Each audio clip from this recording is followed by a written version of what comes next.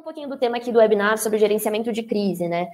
O que a gente tem já criado da experiência aí com as nossas marcas? A gente já tem 8 dashboards criados sobre temas sensíveis.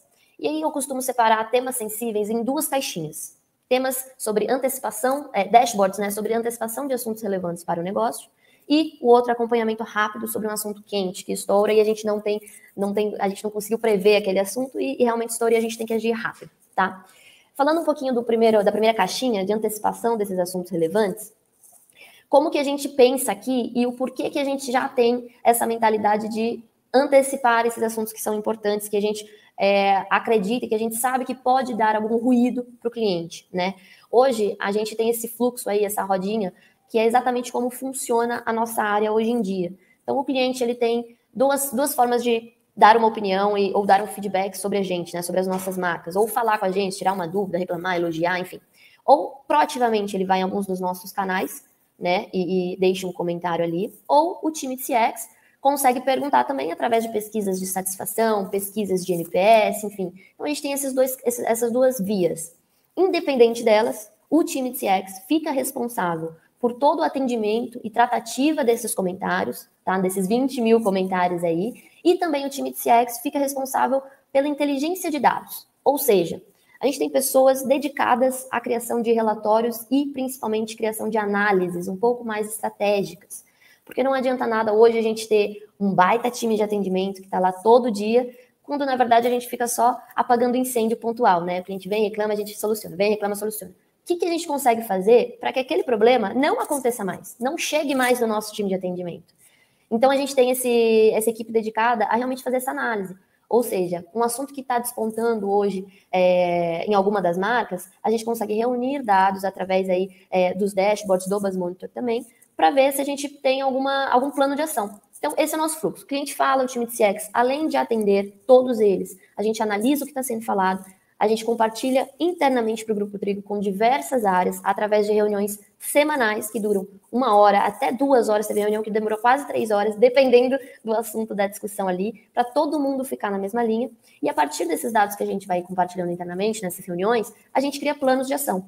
Basicamente, o cliente está reclamando de um ponto de uma forma recorrente, está se destacando ali nas nossas análises, qual que é o plano de ação que a gente vai criar junto com essas áreas para que aquele problema não aconteça mais ou para que aquele problema diminua, né? E aí a gente cria o plano de ação e volta de novo. O cliente vai dar o feedback. Ele pode muito bem parar de reclamar sobre aquele ponto, né? E aí significa que o plano de ação deu certo. Ou ele pode dar um feedback positivo, significa que o plano de ação deu certo. Ou o plano de ação pode não funcionar e o cliente pode continuar falando sobre aquele assunto. Então a gente volta de novo. O cliente fala, CX atende, analisa, compartilhamos internamente, criamos outro plano de ação.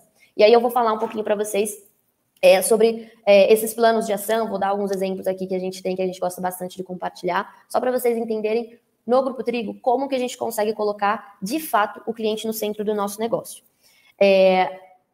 Numa das nossas reuniões, eu acredito que no ano passado, para o Spoleto, a gente compartilhou o relatório de CX com alguns dados ali e tudo mais do período, e a gente começou a perceber um número alto de reclamações, por exemplo, sobre o molho bolonhesa do Spoleto.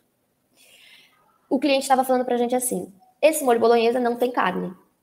Só que não era um cliente falando. A gente recebeu em 15 dias, 15 reclamações sobre esse assunto específico. Pô, Zá, mas são só 15 reclamações. Mas é um assunto muito específico. É uma por dia que o cliente proativamente vai lá e deixa um comentário reclamando. Então, é um ponto que está impactando na experiência dele. O que a gente consegue fazer? No paralelo, a gente consegue criar um dashboard de acompanhamento para antecipar essa possível crise, né, desse assunto que é muito específico, muito pontual ali.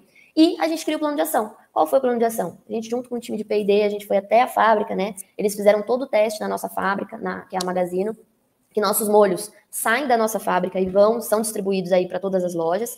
Então a gente foi na fábrica, viu que realmente o molho tinha carne moída, né? Os pedacinhos de carne moída, e a gente fez o teste de todo o trajeto desse molho até chegar no prato do cliente, ou até chegar na casa do cliente, caso ele pedisse delivery. E a gente percebeu que o caminho do molho fazia com que a carne ia se dissolvendo no molho. E a gente costuma falar aqui que se o cliente não vê, não tem. Então o cliente não via a carne moída, ele poderia até sentir o gosto, né? Mas não via o pedacinho de carne moída, ele reclamava pra gente. Plano de ação, a gente conseguiu aumentar o tamanho do pedacinho da carne moída. Ao invés de ser um grãozinho menor, a gente aumentou um pouco, que por mais que ela se dissolvesse no caminho até o prato do cliente, no final, para o cliente, ela ainda estaria ali visível. Então, assim, só um exemplo para vocês de como é que hoje a gente consegue mexer realmente em tudo. A gente consegue mexer em receita, a gente consegue mexer em processo. Tem alguns outros exemplos também, que foi, por exemplo, o molho do China Box. Acredito que vocês conheçam o China Box, né? Uma marca de comida chinesa aí. Nosso carro-chefe, com certeza, está na ponta da língua de vocês, que é o yakisoba. Então, a gente tem nosso yakisoba, que é, assim, um clássico da marca, é o carro-chefe disparado da marca. Falou em yakisoba, falou em China Box, ou falou em China Box, falou em yakisoba. E a gente está com algumas mudanças de receita no molho desse yakisoba. Então, assim, é uma mudança muito estratégica para a marca. É uma mudança que, se a gente não fizer com muito cuidado, a gente está mexendo no principal produto da nossa marca, né? Periga a gente perder venda, perder cliente. Então, assim, o que a gente fez para antecipar isso? A gente fez diversas pesquisas com os clientes, perguntando sobre o assunto, entrevista mesmo com o cliente, pesquisa quali, pesquisa quanti.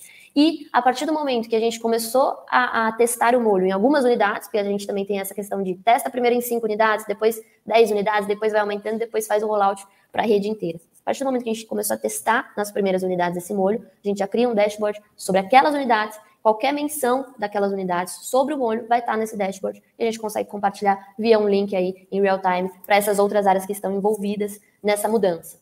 É um plano de ação que ainda está durando, tá, gente? É uma mudança que a gente ainda está em fase de teste, a gente está indo com muita calma, com muita paciência, e está aí há uns bons meses já que a gente vem acompanhando. Então, principalmente, assim, a facilidade de acompanhar essa evolução, né, do assunto e de compartilhar isso com outras áreas internas da empresa, a gente otimiza e ganha muito mais inteligência nesses dados. A gente consegue, de fato, compartilhar com os outros times uma visão ali do que está acontecendo em tempo real.